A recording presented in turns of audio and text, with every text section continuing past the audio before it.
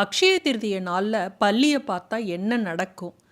அதாவது எந்த மூலையில் பார்த்தோம் அப்படின்னா நமக்கு சொல்ல முடியாத அளவு இந்த வருஷம் தன தானியங்கள் ஐஸ்வர்யங்கள்லாம் பெருகும் அப்படின்னு சாஸ்திரங்களில் அக்ஷய திருதியை நாளுக்கும் பல்லிக்கும் உள்ள தொடர்பை சொல்லியிருக்காங்க. அது என்ன அப்படிங்கிறத இந்த பதிவில் பார்க்கலாம்.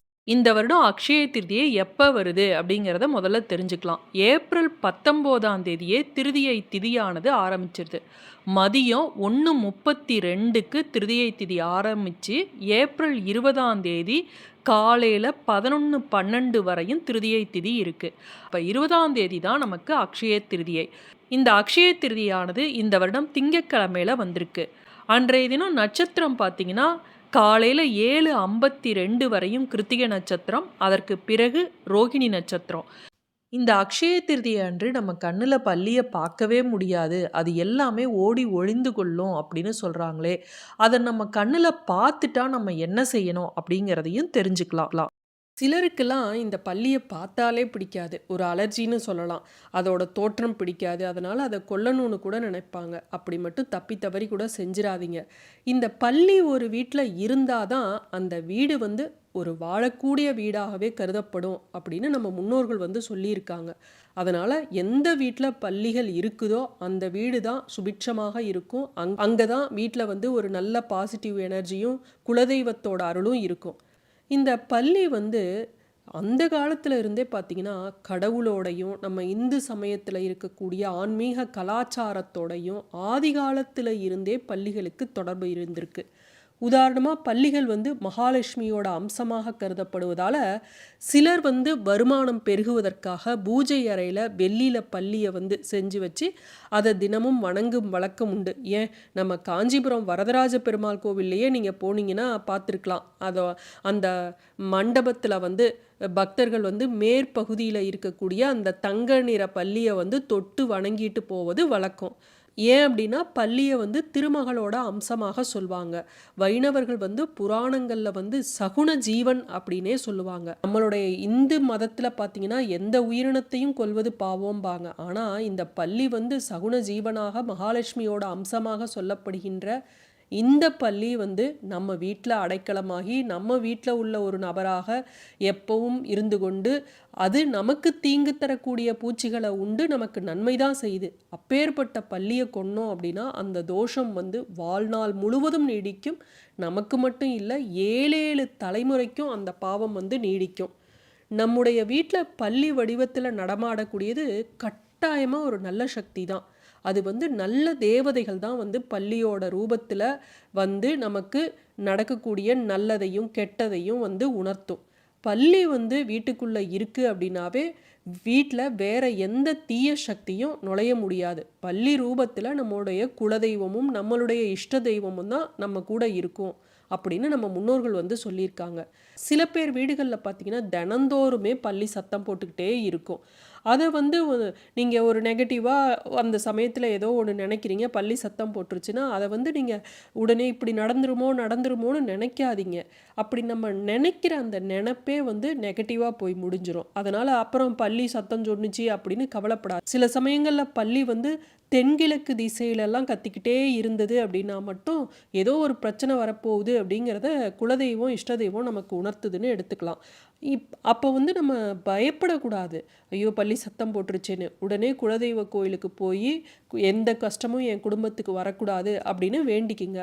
அப்படி இல்லை அப்படின்னா குலதெய்வத்தை மனதார வீட்டிலையே இருந்து வணங்கி கொண்டு எந்த கஷ்டமும் வராமல் இருக்கணும் அப்படின்னு சொல்லி வேண்டிக்குங்க. ஏன்னா அந்த தென்கிழக்கு மூலையில் அடிக்கடி கத்துச்சுன்னா ஏதோ ஒரு பிரச்சனை வரப்போகுது அப்படிங்கிறது அர்த்தம். அதனால் பூஜை செஞ்சப்புறம் பல்லியோட சத்தம் குறையிறத நீங்கள் உணரலாம்.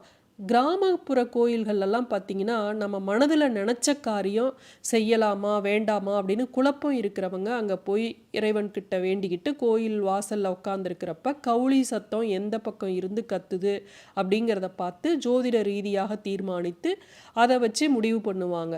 இறைவன் குடியிருக்கக்கூடிய கோயிலில் மட்டுமே பல்லிகளோட சத்தம் சகுனமாக எடுத்துக்கொள்ளப்பட்டு சரியானதாக இருக்கும்.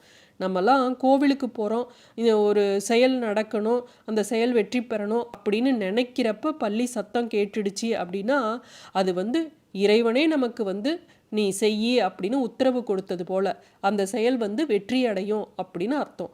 அதாவது கோவிலுக்கு போய் ஐயர்கிட்ட நம்ம அர்ச்சனை தட்டை கொடுத்து அர்ச்சனை பண்ணுங்கன்னு சொல்கிறப்ப அந்த பல்லி கத்துது அப்படின்னா கண்டிப்பாக நமக்கு நல்லது நடக்க போகுதுன்னு அர்த்தம். நம்ம செய்யக்கூடிய செயலை வந்து நம்ம செய்யலாம் அப்படின்னு அர்த்தம்.